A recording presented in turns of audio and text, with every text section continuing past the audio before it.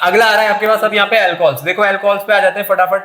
तो अल्कोहल के बारे में तो आप सभी लोगों को पता होगा, अल्कोहल क्या होते हैं। कई तरीके के अल्कोहल मार्केट में अवेलेबल है, पर आपके सिलेबस में ये वाला अल्कोहल है। ठीक है, हमारे पास अल्कोहल का जो फंक्शनल ग्रुप है वो होता है OH।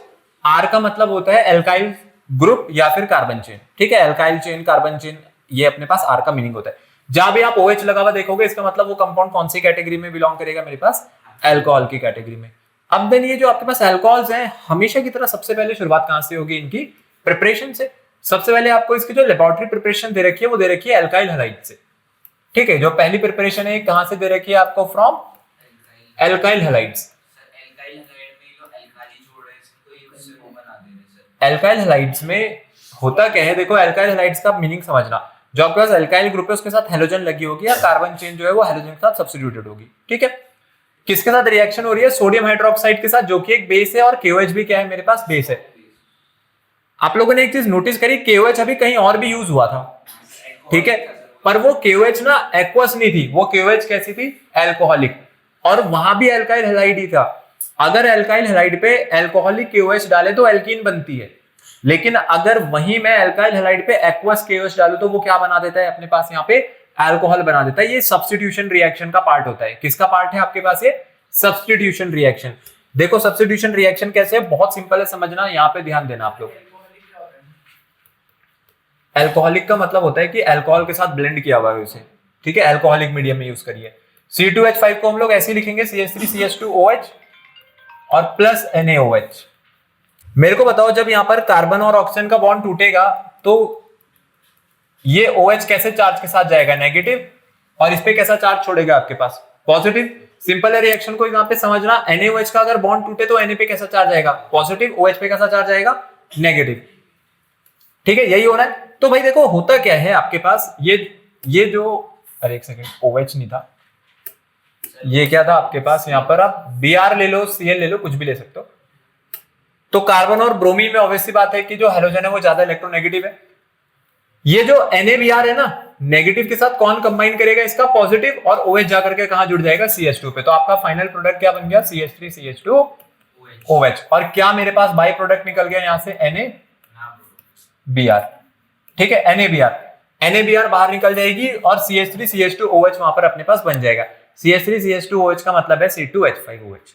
ठीक है, जिसको अपने पास C2H5OH लिख करके दे रखा है, अगर मैं उसको स्ट्रक्चर की फॉर्म में लिखूंगा तो ऐसे लिखा जाएगा। तो पहले वाली प्रिपरेशन आई समझ में। चाहे आप KOH लगा लो, बात वही है। KOH लगता तो KOH क्या करता, KOH आपके पास एक तो बनाता K पॉजिटिव और दूसरा क्या बनता है यहाँ से, OH नेगेटिव। यहाँ पर भी वही चीज होती, Br नेगेटिव बनता और C2H5 पॉजिटिव बनता। तो ये एक सब्स्टिट्यूशन रिएक्शन का टाइप है। ठीक है, ये एक सब्स्टिट्यूशन रिएक्शन का टाइप है जिसमें एक नेगेटिव ग्रुप ने अगले नेगेटिव ग्रुप की यहां पर जगह ले ली। दोनों आपके पास नेगेटिवली चार्ज स्पीशीज थी। अब आते हैं इंडस्ट्रियल प्रिपरेशन पे। इंडस्ट्रियल प्रिपरेशन का मतलब होता है अगर आपको एक बड़े स्केल पे बनाना है, ठीक है, आपको बनाना है कि भाई मेरे को जो क्वांटिटी है बहुत ज्यादा चाहिए, तो वहां पर क्या किया जाता है, सबसे पहले प्रिपरेशन देख सकते हो आप किससे आ रही है मेरे पास, ये कौन सी गैस है, C2H4, इथीन गैस है ये इथीन है। तो इथीन के साथ किसकी रिएक्शन हुई है, इथीन की रिएक्शन हुई है यहां पर H2SO4 के साथ। तो जब इथीन की रिएक्शन होती है H2SO4 के साथ, तो H2SO4 ना आपके पास अगर अपना H पॉजिटिव है, इसके पास कितने हाइड्रोजन है टोटल, दो, तो एक H पॉजिटिव है और एक पार्ट क्या बचेगा फिर, HSO4 नेगेटिव। ठीक है, H2SO4 इस तरीके से बचेगा अपने पास। अगर वो एक हाइड्रोजन लूज कर दे तो HSO4 नेगेटिव बच गया। तो ये जो HSO4 नेगेटिव है ना, जाकर के किसके साथ जुड़ जाता है, C2H4 के साथ, और ये जो एक हाइड्रोजन है ये भी इसी के पास चली गई। तो इसलिए देखो यहाँ पे क्या लिखा हुआ है, C2H4 का क्या हो गया, C2H5, और उसके साथ बाद में क्या लिख रखा है, HSO4। ठीक है, अब इसकी रिएक्शन होती है सेकंड स्टेप में किसके साथ, वाटर के साथ। तो जब वाटर के साथ इसकी रिएक्शन होती है, तो वाटर के साथ रिएक्शन होने पर आपका जो C2H5 है, इसके साथ जो लगा हुआ HSO4 है ना, ये वापिस से वाटर में क्या प्रेजेंट है, H पॉजिटिव और OH नेगेटिव। तो C2H5 के साथ तो OH नेगेटिव जुड़ जाएगा और ये किसके साथ चला जाएगा, H पॉजिटिव के। तो अगर HSO4 नेगेटिव को उसका H पॉजिटिव वापस मिल गया तो किसमें कन्वर्ट हो गया, H2SO4 में, और आपका जो OH है वो C2H5 के साथ लग गया तो C2H5OH बन गया। और यही आपके पास, अगर मैं IUPAC नेम की बात करूं तो ये क्या है, मेरी एथेनॉल है। ठीक है, एथेनॉल कह दो या फिर इथाइल अल्कोहल कह दो। इथाइल अल्कोहल उसका जनरल नेम होता है, ये IUPAC नेम है। General name, common name, trivial name, इन सबका मीनिंग सेम होता है। आगे बढ़ते हैं एथेनॉल की प्रॉपर्टीज पे। देखो आप लोग प्रॉपर्टीज देख सकते हो यहाँ पे। प्रॉपर्टीज में सबसे पहले इसका नेचर लिखा हुआ है। नेचर कैसा है, अब आपने भी देखा होगा कि जो अल्कोहल्स होते हैं, अल्कोहल्स कैसे होते हैं मेरे पास, इनफ्लेमेबल होते हैं। ठीक है, ये जैसे अपने पास वो होती है सैनिटाइजर होते हैं, हैंड सैनिटाइजर्स होते हैं। फिर आपने डिओड्रेंट देखे होंगे, डिओड्रेंट से अगर आप उसके सामने ऐसे लाइटर रखोगे और डिओड्रेंट का स्प्रे मारोगे तो बिल्कुल आग का जो अपने पास वहां पे फ्लेम है, जो गैस फ्लेम है, वो निकल करके जाती है। रीजन क्या होता है, जो डिओड्रेंट्स होती है, डिओड्रेंट्स के अंदर ना अल्कोहल्स होते हैं। ठीक है, सबके अंदर अल्कोहल्स होती है, क्योंकि जो अल्कोहल है ना, अल्कोहल एक वोलेटाइल लिक्विड होता है। वोलेटाइल लिक्विड का मतलब है कि जब मैं डिओड्रेंट या कोई परफ्यूम यूज करूंगा अगर अपनी बॉडी पे, तो वहां पे जो खुशबू है, वो इंग्रेडिएंट्स की जो खुशबू है, वो दूसरे तक कैसे पहुंचेगी, जब वहां से वो अल्कोहल इवेपोरेट होगी, वोलेटिलिटी के कारण वो इवेपोरेट होती है आपकी स्किन से, तभी तो उसकी खुशबू फैलती है। ठीक है, तो जितने भी डिओड्रेंट्स होते हैं, परफ्यूम्स होते हैं, सबके अंदर जो मेन कंटेंट है वो किसका होता है अपने पास, अल्कोहल का। ठीक है, तो ज्यादातर जो डिओड्रेंट्स हैं वो एरोसोल की फॉर्म होती है, उसके अंदर अल्कोहल रहती है। तो अल्कोहल इनफ्लेमेबल नेचर की होती है, टॉक्सिक है नेचर में, और अभी हम लोग जिसकी बात कर रहे हैं पर्टिकुलरली वो क्या है अपने पास, एथेनॉल है। ठीक है, लेकिन ध्यान रहे कि जो एथेनॉल है, एथेनॉल ही आपका वो अल्कोहल है जिसको हम लोग किसके लिए इस्तेमाल करते हैं, पीने के लिए। तो जो ड्रिंकिंग पर्पस के लिए अल्कोहल यूज होती है, ड्रिंकिंग पर्पस के लिए कौन सी अल्कोहल यूज होती है, एथेनॉल। चाहे आप विस्की देखो, चाहे आप वाइन देखो, रम, बियर, शैंपेन, जितनी भी चीजें आती हैं सबके अंदर क्या है अपने पास, एथेनॉल है। अब आते हैं मेथेनॉल पे। जो मेथेनॉल होती है, मेथेनॉल को कभी भी पीने के लिए यूज नहीं करते, क्योंकि अगर किसी ने मेथेनॉल को कंज्यूम कर लिया या तो वो अंधा हो जाएगा, और या फिर हो सकता है वो इस दुनिया से ही अपने पास हमें अलविदा कहते हैं। ठीक है, मेथेनॉल। प्रोपेनॉल जो होता है, प्रोपेनॉल आपके पास इतना डेंजरस नहीं है। गैसेस स्टेट में तो ये भी होते हैं, सबको लिक्विफाई किया हुआ होता है, बट बात ये है कि मेथेनॉल जो है सबसे डेंजरस फॉर्म होती है। ये कंजम्पशन के लिए अवेलेबल ही नहीं है, प्लस आपको मार्केट में कहीं नहीं मिलेगी। मेथेनॉल जो है वो सिर्फ इंडस्ट्रियल पर्पस के लिए रहता है। ठीक है, और इसके अंदर वैसे भी हम लोगों ने इसको सल्फर के साथ या क्विनोलिन जो होती है उसके साथ इसको हम लोगों ने पॉइजन किया हुआ होता है। ठीक है, ताकि लोग पीने के लिए इस्तेमाल ना करें, इंडस्ट्री में भी, इंडस्ट्रियल ग्रेड में भी। आगे देखते हैं इसके कलर और ओडोर पे आ जाते हैं। सबसे पहले यहाँ पर दो एथेनॉल है। एथेनॉल की अगर बात करी जाए तो ये कलरलेस लिक्विड है। ठीक है, इसका अपने पास कोई खुद का कलर नहीं होता है। अगर आप देखोगे जो अपने पास ड्रिंक्स होती है, ड्रिंक्स के अलग अलग कलर्स होते हैं। क्यों होते हैं, क्योंकि वो क्या करा है, वो कंपनी ने उसको कलर करके दिया है। अदरवाइज एथेनॉल का अपना खुद का कोई कलर वहां पर नहीं है। ठीक है, और ओडोर कैसा है इसका, अपने पास प्लीजेंट ओडोर है। ठीक है, स्पिरिटेड टेस्ट होता है। टेस्ट कैसा होता है, स्पिरिटेड होता है। और ओडोर भी इसका ना कैसा लगता है, प्लीजेंट लगता है। प्लीजेंट का मतलब मीठा नहीं लगता है, पर एक कैरेक्टरिस्टिक खुशबू होती है। हाँ, मजा आता है, बिल्कुल आता है। कंज्यूम करने वाले को तो आ ही रहा है मजा, और उसके सामने वाले को और मजा आएगा जब वो उसको देखेगा जो अपने पास कंज्यूम कर रहा था। तो जो प्लेजेंट ओडोर है, प्लेजेंट ओडोर जो रहती है, आपके पास बहुत सारे कंपाउंड्स होते हैं जो प्लेजेंट ओडोर की कैटेगरी में आते हैं, बट यहाँ पर जो प्लेजेंट ओडोर है, it is subjected with alcohol. ठीक है, अगर आपके सामने भी कोई शराब पी के भी आ जाएगा तो आपको एकदम पता चल जाएगा कि इसने शराब पी रखी। क्यों, क्योंकि उसकी अपनी खुद की कैरेक्टरिस्टिक स्मेल है। ठीक है, तो ये वो वाला प्लेजेंट ओडोर की बात हो रही है। अब सॉल्युबिलिटी की बात करें तो वाटर में ना ये लोग सॉल्युबल होते हैं। ठीक है, अल्कोहल आपके पास वाटर में सॉल्युबल होती है, और ऑर्गेनिक सॉल्वेंट्स में भी ये सॉल्युबल है। अल्कोहल की वाटर में सॉल्युबिलिटी के पीछे जो रीजन है वो हाइड्रोजन बॉन्डिंग का है। ठीक है, आपके सिलेबस में अभी नहीं है, बट ये इसलिए ज्यादा सॉल्युबल होते हैं क्योंकि ये हाइड्रोजन बॉन्ड बना सकते हैं वाटर के साथ। अब ये खुद भी अपने पास एक अच्छे सॉल्वेंट होते हैं, और ये सॉल्वेंट क्या करते हैं, ये सॉल्वेंट ऑयल, फैट, रेजिन्स को डिसॉल्व कर सकते हैं। ठीक है, और अपने पास कुछ इनऑर्गेनिक सॉल्वेंट्स को भी, जैसे सल्फर और फास्फोरस को। फिर बॉइलिंग पॉइंट देख सकते हो आप, एथेनॉल को बॉइलिंग पॉइंट कितना दे रखा है, 78.1 डिग्री सेल्सियस। अगर आप देखोगे तो वाटर से कम ही है इसका बॉइलिंग पॉइंट। ठीक है, इसीलिए जब इसको वाटर के साथ अलग करते थे तो हम लोग कौन से मेथड का सहारा लेते थे, फ्रैक्शनल डिस्टिलेशन। जब भी दो लिक्विड्स के बॉइलिंग पॉइंट में डिफरेंस होता है तो फ्रैक्शनली डिस्टिल करते हैं उसको। अगला आ जाते हैं इसकी प्रिपरेशन पे, जो कि आपको किससे दे रखे हैं यहाँ पर, फर्मेंटेशन से दे रखी है। और फर्मेंटेशन किसका कर रहे हैं हम लोग, कार्बोहाइड्रेट्स का। अब जैसे सुक्रोज दे रखे हैं आपको, सुक्रोज ना शुगर होती है, जैसे सुक्रोज होती है वैसे एक फ्रक्टोज होती है। तो जब इनका अपने पास फर्मेंटेशन किया जाता है तो फर्मेंटेशन में क्या होता है, जैसे आप केन शुगर देख रहे हो, ये जो केन शुगर है ना, केन शुगर इसी को कहते हैं, किसको, सुक्रोज को। ठीक है, सुक्रोज का ही दूसरा नाम क्या है आपके पास, केन शुगर, मोलासेस जिसको हम लोग यहाँ पर यूज करते हैं टर्म। तो जब आपने इसका फर्मेंटेशन किया तो फर्मेंटेशन कह रहा हूं, सबसे पहले जब हम लोग इसकी वाटर के साथ रिएक्शन करते हैं, हाइड्रोलिसिस करते हैं, तो यहां से ना दो मॉलिक्यूल में स्प्लिट हो जाती है। कौन, सुक्रोज। एक मॉलिक्यूल ग्लूकोज का निकलता है बाहर, और एक मॉलिक्यूल किसका निकलता है, फ्रक्टोज का। ध्यान रहे मॉलिक्यूलर फॉर्मूला दोनों का सेम है, बट स्ट्रक्चरल फॉर्मूला डिफरेंट होता है। एक ग्लूकोज निकली, एक फ्रक्टोज निकली। अब क्या होता है, जो ग्लूकोज निकलती है ना, जो ग्लूकोज हम लोग भी कंज्यूम करते हैं in the form of sugar, तो आपके पास ये जो ग्लूकोज है इसका अपने पास फर्मेंटेशन होता है, जो जब ग्लूकोज की फर्मेंटेशन हो रही है तब एथेनॉल बन रहा है। ठीक है, जाइमेस और यीस्ट को वहां पर यूज किया गया है।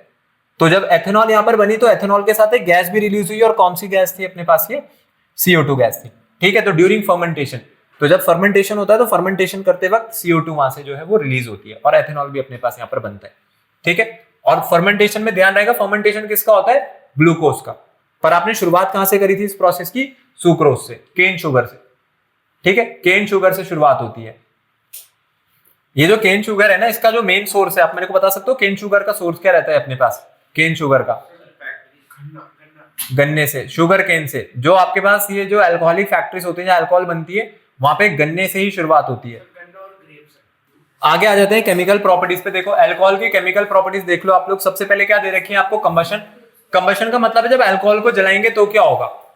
देखो आप किसी भी तरीके का ऑर्गेनिक कंपाउंड जलाओ, अगर आप कंप्लीट कंबशन कर रहे हो तो मैंने पहले भी बोला हुआ है आपको दो ही चीजें मिलेंगी, एक मिलेगी CO2 और दूसरी क्या मिलेगी आपको, वाटर। लेकिन अब आ जाते हैं दूसरे तरीके के ऑक्सीडेशन पे, जो कि होता है कंट्रोल्ड ऑक्सीडेशन। क्या कहते हैं इसको हम लोग, कंट्रोल्ड। ये एथेनॉल है, एथेनॉल को ऑक्सीडेशन करा मैंने और K2Cr2O7 यूज करी। कोई मेरे को K2Cr2O7 का नाम बताएगा क्या होता है।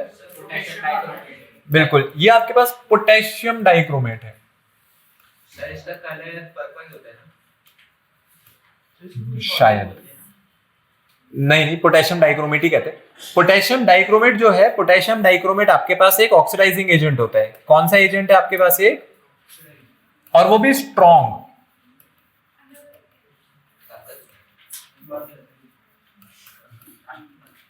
ये आपके पास एक स्ट्रॉन्ग ऑक्सीडाइजिंग एजेंट है। स्ट्रॉन्ग ऑक्सीडाइजिंग एजेंट का मतलब यह है कि अगर आपने इसको जरूरत से ज्यादा मात्रा में अगर इस्तेमाल करा है ना, तो ये पता है क्या करेगा, ये आपके अल्कोहल को सीधा कार्बोक्सिलिक एसिड में बदल देगा। ये देख रहे हो OH वाला ग्रुप है, OH वाले ग्रुप के बाद मेरे को यहाँ पे कौन सा ग्रुप देखने को मिल रहा है, सीधा COOH, जो कि किसका फंक्शनल ग्रुप हुआ करता था, कार्बोक्सिलिक एसिड्स का। ठीक है, OH किस में कन्वर्ट हो गया, COOH में। लेकिन अगर मैं कंट्रोल्ड ऑक्सीडेशन करूं, मतलब इसको मैं लिमिटेड सप्लाई में डालता, तो पहले अल्कोहल से क्या बनती, एल्डिहाइड। तो जब अल्कोहल का ऑक्सीडेशन होता है तो एल्डिहाइड बनती है, और जब एल्डिहाइड का ऑक्सीडेशन होता है तो क्या बनती है, कार्बोक्सिलिक एसिड। और एक इसी का रिवर्स प्रोसेस होता है जिसको हम कहते हैं रिडक्शन। कार्बोक्सिलिक एसिड का रिडक्शन करेंगे तो एल्डिहाइड, और एल्डिहाइड का भी रिडक्शन कर देंगे तो अपने पास अल्कोहल। ठीक है, अगला आ जाते हैं यहां पर सोडियम के साथ। देखो सोडियम के साथ रिएक्शन हो रही है तो ये सोडियम एथेनोइड बन गया। ठीक है, या सोडियम एसीटेट आप कह दो। सोडियम एथेनोइड जो है बन रहा है, इस रिएक्शन को याद रखना बहुत सिंपल है। आप ऑक्सीजन और हाइड्रोजन का बॉन्ड तोड़ देना, ऑक्सीजन पे कैसा चार्ज आएगा, नेगेटिव, हाइड्रोजन पे कैसा चार्ज आएगा, पॉजिटिव। और आपको भी पता है कि एक पॉजिटिव वाला जो आपके पास एटम है वही दूसरे वाले को रिप्लेस करता है। तो हाइड्रोजन बाहर निकाल देना, सोडियम इसमें लगा देना। ठीक है, तो H2 रिलीज हो गई और सोडियम वहां पर लग गया। एसिटिक एसिड के साथ इसकी रिएक्शन देखते हैं। एसिटिक एसिड ये है आपका एथेनॉल, और ये कौन सा एसिड है मेरे पास, एसिटिक एसिड। तो जब ये दोनों कंबाइन करते हैं ना, आपको कुछ नहीं करना है, बहुत सिंपल सी चीज बता रहा हूं। अल्कोहल का OH निकाल देना और कार्बोक्सिलिक एसिड का क्या बाहर निकाल देना, H। ये दोनों जब मिलेंगे तो ये दोनों क्या बनाएंगे, H2 बाहर चली गई और इन दोनों को जोड़ देना, CH3COO और उसके बाद C2H5, जैसे कि इन्होंने जोड़ रखा है यहां पे, CH3CO2 C2H5। क्या बाहर निकाल दिया मैंने यहां से, वाटर बाहर निकाल दिया। लेकिन इसके लिए ना जो रिएजेंट हम लोग यूज करते हैं वो रिएजेंट कौन सा होता है, कंसंट्रेटेड H2SO4। और इसी प्रोसेस का एक नाम है, इस प्रोसेस का नाम क्या है मेरे पास, एस्टेरिफिकेशन। क्या कर रहे हैं हम लोग, ये एस्टेरिफिकेशन कर रहे हैं। अब एस्टेरिफिकेशन इसको क्यों नाम दिया है, अगर हम लोग देखेंगे तो ये जो कंपाउंड बना ना नीचे, ये आपका ईस्टर है। ठीक है, इसलिए इसका नाम होता है एस्टेरिफिकेशन। तो ये ईस्टर की कैटेगरी होती है, आप लोगों के सिलेबस में ईस्टर्स नहीं है।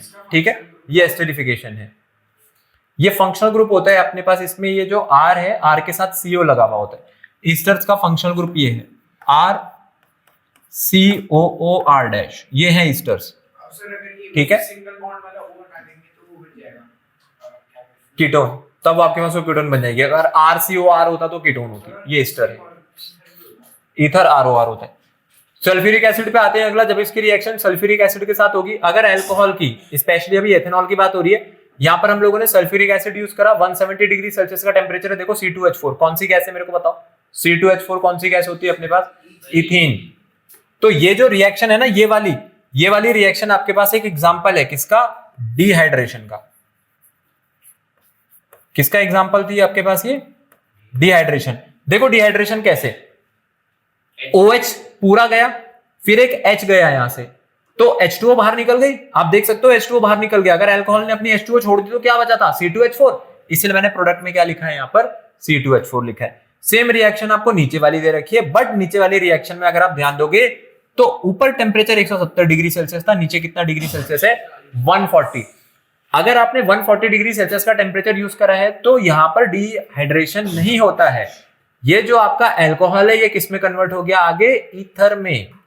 ये मेरे पास डाई इथाइल ईथर बन गया या इथॉक्सी इथेन बन गई। ठीक है, तो ईथर की फॉर्मेशन कब होती है? जब 140 डिग्री सेल्सियस होता है। और मेरे पास यहाँ पे ये जो एल्कीन है, एल्कीन की फॉर्मेशन कब होती है? जब टेम्परेचर कितना होता है? 170। हाई टेम्परेचर पे क्या बनाएगा, या मैं कहूं 170 पे क्या बनाएगा? एल्कीन। और 140 डिग्री वाले टेम्परेचर पे क्या बनाएगा आपके पास? ये ईथर। ठीक है, ये इंपॉर्टेंट चीज है, बहुत ज्यादा इंपॉर्टेंट है, इसको ध्यान रखना। फिर आपके सामने यहाँ पे अल्कोहल्स के अब देखो कुछ यूजेस लिखे हैं कि अल्कोहल मेरे पास कहां यूज होता है। सबसे पहले तो ये एज अ सॉल्वेंट यूज हो रहा है, एथेनॉल की बात कर रहे हैं। किसमें? गम्स में और रेजिन्स में। फिर थर्मोमीटर्स में यूज करते हैं हम लोग इसको। कई तरीके के केमिकल्स की मैन्युफैक्चरिंग के लिए भी इसको यूज किया जाता है, जैसे एसिटल्डिहाइड। एसिटल्डिहाइड मतलब एक एल्डिहाइड है। आपको भी पता है अल्कोहल्स का जब ऑक्सीडेशन होता है तो क्या बनती है वहां पर? अपने पास एल्डिहाइड बनता है। ठीक है, एसिटिक एसिड भी इसी से बनाया जाता है, जो कि व्हाइट विनेगर की फॉर्म भी होती है अपने पास। डाइइथाइल ईथर भी बना रहे हैं, जो कि एक एनेस्थेटिक एजेंट है। फिर एक स्पूरियस अल्कोहल आपको दे रखी है। स्पूरियस अल्कोहल कौन सी होती है? ये अपने पास डिस्टिल्ड फॉर्म है अल्कोहल की, जो ह्यूमन कंजप्शन के लिए बनी हुई है। ठीक है, स्पूरियस अल्कोहल। दूसरी कौन सी है? अनडिस्टिल्ड अल्कोहल। अभी जो अनडिस्टिल्ड अल्कोहल है ना, अनडिस्टिल्ड अल्कोहल में क्या होता है? इसके अंदर एक तो आपके पास मेथेनॉल होती है। ठीक है, क्या मैं मेथेनॉल को कंज्यूम कर सकता हूं? क्या मेथेनॉल को कंज्यूम नहीं कर सकता? ठीक है, बिल्कुल। तो और इसी मेथेनॉल के अंदर ना थोड़ा बहुत जो है स्पूरियस पार्ट भी होता है, बट इसको कंजम्पशन के लिए नहीं बनाया गया है। अब इसमें देखो नीचे जो यहाँ पे लिखा हुआ है कि it is fatal for human consumption, वो किसके कारण हो रहा है? वो हो रहा है आपके पास मेथेनॉल के कारण। अब जो स्पूरियस अल्कोहल है ना, इसी को आप पेंट में सॉल्वेंट की तरह भी यूज कर सकते हो या फिर वार्निशेस के लिए भी यूज कर सकते हो। जो मिथाइलेटेड स्पिरिट है, या जिसको हम लोग कहते हैं अल्कोहल, अभी जो मिथाइलेटेड स्पिरिट है इसके अंदर 5% अल्कोहल कंजम्पशन है, 5% मिथाइल अल्कोहल होता है। ठीक है, इसीलिए हम लोग इसको क्या कहते हैं? Methylated spirit. एक होती है रेक्टिफाइड स्पिरिट और एक होता है आपके पास मिथाइलेटेड स्पिरिट। ठीक है, तो मिथाइलेटेड स्पिरिट में 5% की कॉन्सेंट्रेशन रखता है वो। एक होता है डीनेचर्ड अल्कोहल। अभी जो डीनेचर्ड अल्कोहल है, डीनेचर्ड अल्कोहल में जो एथेनॉल है, एथेनॉल में ना पायरिडीन और कॉपर सल्फेट मिला देते हैं। डीनेचर्ड अल्कोहल में अगर पायरिडीन और कॉपर सल्फेट मिला दिया ना, तो अब ये ह्यूमन कंजम्पशन के लिए नहीं बना है। ठीक है, क्योंकि होता क्या है भाई, देखो अब अपने पास जो शराबी लोग हैं उनका क्या है कि भाई उनको तो सिर्फ पीने से मतलब है। अब कोई अगर इंडस्ट्री में काम कर रहा है उसको एथेनॉल मिल जाए तो वो कहेगा भाई मेरे तो आज के पैसे बच गए क्वार्टर के या हाफ के, तो वो क्या करे? वो तो उठा के वहीं पी लेगा। इसलिए जो इंडस्ट्रियल ग्रेड में जो एथेनॉल आपके पास जा रही है, इंडस्ट्रियल ग्रेड के जो एथेनॉल जाता है, उसको क्या किया जाता है? उसको पॉइजन कर दिया जाता है। कैसे पॉइजन करते हैं? उसमें क्या मिला देते हैं हम लोग? अपने पास पायरिडीन मिला देते हैं या फिर कॉपर सल्फेट मिला देते हैं, ताकि कोई भी आदमी उसको पीने के लिए इस्तेमाल ना करे। बिकॉज एथेनॉल को पीने के लिए इस्तेमाल किया जाता है। हर प्रकार की जो ड्रिंक मार्केट में अवेलेबल उसके अंदर एथेनॉल होती है, तो इंडस्ट्रीज में भी एथेनॉल जाता है। ठीक है, पर वो किसके लिए है? वो तो वहां पर काम के लिए यूज हो रहा है, कमर्शियल पर्पस में। तो इसलिए कोई इसको पिए ना, इसलिए उसके अंदर क्या डाला हुआ है? कॉपर सल्फेट और पायरिडीन। बस ठीक है। तो मिथाइल स्पिरिट है मेरे पास, मिथाइल स्पिरिट हो गई, या फिर जो आपके पास दूसरा हो गया कौन सा? Denatured alcohol. क्या इसको पीने के लिए इस्तेमाल करेंगे? क्या नहीं, इसको पीने के लिए इस्तेमाल नहीं करेंगे। ये किसके लिए बना हुआ है अपने पास? सिर्फ और सिर्फ इंडस्ट्रियल पर्पस के लिए। आपके लिए जो अल्कोहल बनी हुई है वो आपको मार्केट में मिल जाएगी, दुकानों में। जरूरत से ज्यादा दुकान है हमारे देश में। अब आ जाते हैं आपके पास अगले पार्ट पर, जो कि है एसिटिक एसिड। ठीक है, एसिटिक एसिड की अगर मैं बात करूं तो एसिटिक एसिड का सभी को फॉर्मूला यहाँ पर पता ही होगा, क्या हुआ करता था? CH3COH। ठीक है, अगर इसकी स्ट्रक्चर की बात करी जाए, CH3COH को अगर ओपन करके लिखे हम लोग पूरा, तो आपको कुछ ऐसा ही दिखेगा। ये CH3COOH ये होता है हमारे पास कार्बोक्सिलिक एसिड का फंक्शनल ग्रुप। हर एक कार्बोक्सिलिक एसिड में COOH तो होता ही होता है। तो स्ट्रक्चर इसकी ये है, कार्बन डबल बॉन्डेड ऑक्सीजन है, फिर एक अपने पास OH लगी हुई है। अब आपके ऊपर, आप यहाँ पे चाहे जितनी मर्जी उतनी कार्बन चेन लगाओ। ठीक है, अब ये जो कार्बोक्सिलिक एसिड है, जो कि हम लोग यहाँ पर इथेनोइक एसिड पढ़ रहे हैं, इसी का IUPAC नेम क्या होता है? ये आपके पास इथेनोइक एसिड है। ठीक है, एसिटिक एसिड उसका कौन सा नेम है? General name. ध्यान रहिए, जनरल नेम होता है। फिजिकल स्टेट में अगर देखें तो फिजिकल स्टेट में जो आपके पास ये एसिटिक एसिड है ना, कलरलेस लिक्विड है। इसका जो ओडोर है, कैसा ओडोर दे रखा है आपको? पंजेंट ओडोर दे रखा है, विनेगर होता है। अगर आप लोगों ने सिरका देखा होगा, जो आप लोगों के घर में व्हाइट विनेगर आता है, व्हाइट विनेगर का अपना खुद का एक ओडोर होता है, बट वो क्या है, वो पंजेंट है। अभी हम लोगों ने अल्कोहल के लिए क्या लिखा था? अल्कोहल का ओडोर कैसा था? प्लेजेंट था। ठीक है, लुभावना लगेगा आपको, बट ये नहीं लगेगा। ये क्या है कि आपको लगेगा कि ठीक है, कंजम्पशन के तौर पे देखा जाए तो कंजम्पशन के तौर पे तो सही है, बट अगर स्मेल करने की बात आएगी तो आप विनेगर को स्मेल करना पसंद नहीं करोगे, व्हाइट विनेगर को। वाटर के साथ भी घुल जाएगा, अल्कोहल के साथ भी घुल जाएगा और ईथर के साथ भी घुल जाएगा। ठीक है, तीनों के साथ ही मिसिबल है। बॉइलिंग पॉइंट की अगर बात करी जाए तो इसका बॉइलिंग पॉइंट वाटर से भी ज्यादा है। कितना डिग्री का बॉइलिंग पॉइंट है यहाँ पर? 118 डिग्री सेल्सियस का। ठीक है, अब इसके पीछे जो रीजन होता है वो ये होता है कि एसिटिक एसिड के जो मॉलिक्यूल्स है ना, वो आपस में ही एक दूसरे के साथ जुड़े हुए होते हैं। तो एसिटिक एसिड के जो मॉलिक्यूल्स है वो आपस में एक दूसरे के साथ जुड़े हुए हैं, और वहां पर हाइड्रोजन बॉन्डिंग जो होती है, इससे ना डाइमराइजेशन हो जाता है। मतलब इसके दो मॉलिक्यूल मिलकर के एक यूनिट बना लेते हैं। अभी आप लोगों के सिलेबस में पार्ट नहीं है, पर अगर आप लोग समझना चाहो तो मैं यहां पर बता देता हूं। क्या आप ये चीज समझना चाहोगे? नहीं,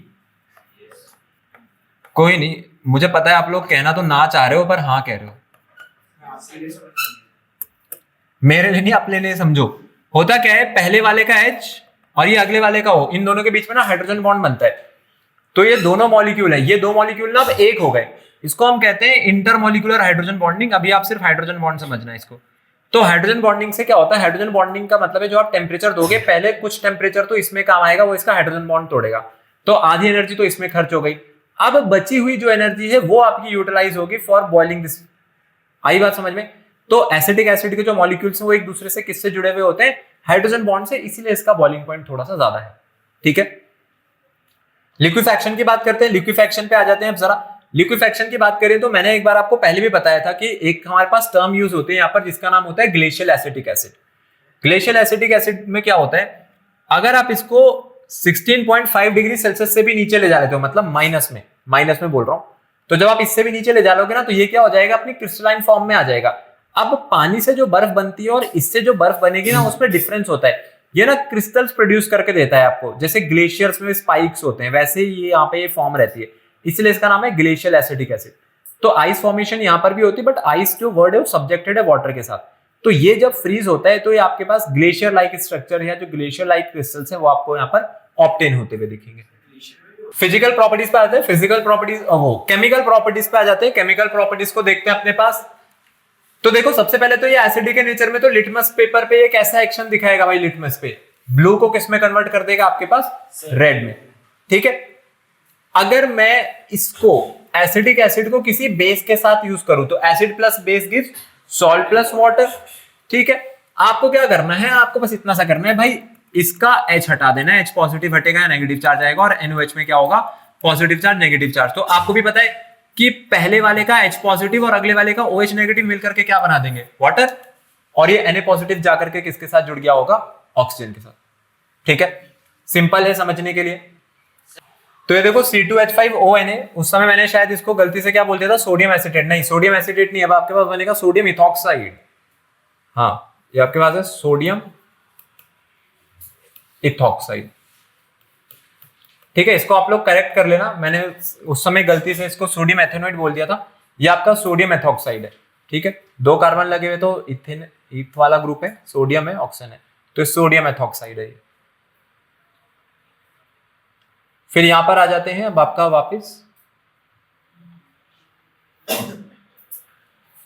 अगली रिएक्शन। देखो यहां पर इसकी किसके साथ दे रखी है? कैल्शियम हाइड्रोक्साइड के साथ एक बेस है, इसने क्या बना दिया? कैल्शियम एसिटेट बना दिया, वाटर बाहर निकल गया। इस बार भी आपको वही करना है, लेकिन यहां पर जो कार्बोक्सिलिक एसिड है, अगर आप उसके देखोगे तो 2 मोल यूज हो रखे हैं। ठीक है, 2 मॉलिक्यूल यूज करे हुए, इसलिए यहां पर आकर के इसके नीचे 2 लगा हुआ, पहले CH3CO के आगे। रिएक्शन पिछले जैसा ही है, CH3CONA था, ये CH3COCA है, बस इसके कितने अपने पास यूनिट हो गए यहाँ पे? टोटल 2, क्योंकि आपने वहां भी कितने मॉलिक्यूल यूज कर रखे हैं? 2। और यहां पर भी अगर देखेंगे तो अमोनियम हाइड्रोक्साइड एक वीक बेस होता है, यहां से भी H निकालो, इसको OH के साथ भेज के H2O करो, और ये बन जाएगा CH3CONH4, मतलब अमोनियम एसिटेट। ठीक है, तो ये आपके पास न्यूट्रलाइज हो जा रहे हैं। और अगर इसकी रिएक्शन आपने किसी के साथ देखनी है, इनमें से जो सॉल्ट हमने बनाए हैं, तो ये सोडियम एसिटेट की रिएक्शन हो रही है HCl के साथ। सोडियम एसिटेट की रिएक्शन HCl के साथ करी, वापस आपको कौन सा एसिड मिल गया? एसिटिक एसिड फिर से फॉर्म हो गया और क्या रिलीज हो गई मेरे पास, NaCl रिलीज हो गई। अब आ जाते हैं आपके लास्ट पार्ट पर जो कि है कार्बोक्सिलिक एसिड के यूजेस। ठीक है, अब आपका चैप्टर यहाँ पे खत्म होने जा रहा है, लास्ट पार्ट है। इनके यूजेस की अगर बात करी जाएगी तो उससे पहले अच्छा एक रिएक्शन रह गई अल्कोहल के साथ। वैसे में देखो तो ये रिएक्शन हो चुकी है हमारे पास ऑलरेडी, जिसको हम लोगों ने अभी किस नाम से पढ़ा था, एस्टेरिफिकेशन के नाम से। ठीक है, क्योंकि अल्कोहल किसके साथ रिएक्ट कर रही थी, कार्बोक्सिलिक एसिड के साथ। तो यहाँ पर भी वही हो रहा है, आपका एथेनॉल है, एथेनॉल किसके साथ रिएक्ट कर रहा है, इथेनोइक एसिड के साथ। क्या फॉर्म हो गया आपके पास, ये ईस्टर फॉर्म हुआ, और इस ईस्टर का नाम क्या है, इसका नाम होता है इथाइल एथेनोएट। ये आपके पास इथाइल एथेनोएट की फॉर्मेशन हो गई। यूजेस पे आ जाते हैं, यूजेस क्या क्या है। एसिडिक एसिड जो हम लोग यूज करते हैं, इससे हम लोग प्रिपेयर कर सकते हैं विनाइल एसीटेट को, एसिटिक एनहाइड्राइड्स को, ठीक है, जो कि एस्पिरिन बनाने के भी काम आता है, सेलुलोज एसीटेट एंड बाकी आपके सामने अब लिखे हुए, जैसे मैंने अभी थोड़ी देर पहले बोला था, परफ्यूम्स हैं, डाइज हैं, मेडिसिन हैं, इन सबके अंदर। परफ्यूम को लगाना है, पीना नहीं है, कोई बात नहीं, आगे से मत करना। यहां देखो अभी इन द फूड इंडस्ट्री, तो फूड इंडस्ट्री में अगर देखा जाएगा तो विनेगर को ना मेनली आप लोग प्रिजर्वेटिव के लिए यूज करते हो। जैसे हमारे पास घर में जो अचार वगैरह भी बनता है, अचार में भी कई बार जो होममेड पिकल्स होते हैं उसमें भी कई बार ना विनेगर डाल के रख दिया जाता है एज अ प्रिजर्वेटिव, आपने देखा होगा कॉमनली। तो विनेगर जो है, विनेगर कई जगह ऐसा प्रिजर्वेटिव आपको यूज होता हुआ दिखेगा, फ्लेवरिंग फूड्स में भी। एज अ सॉल्वेंट देखते हैं, सॉल्वेंट में ये किस किस को डिसॉल्व कर सकता है, सल्फर, आयोडीन, फास्फोरस को डिसॉल्व कर सकता है। लेबोरेटरी एजेंट में इसको किसकी प्रिपरेशन के लिए यूज करेंगे, एसीटोन और ईस्टर। एसीटोन के लिए क्यों यूज कर रहे हैं, क्योंकि भाई आपके पास जो इनका रिडक्शन, इनके रिडक्शन पे एल्डिहाइड और कीटोन बनते हैं, ठीक है। और ईस्टर्स के लिए इसलिए कर पा रहे हैं क्योंकि अगर आपने इसका एस्टेरिफिकेशन कर दिया तो ईस्टर बनता था। कोआगुलेंट यूज कर रहे हैं, कोआगुलेशन जो रबर का प्रोसेस होता है, कोआगुलेशन प्रोसेस,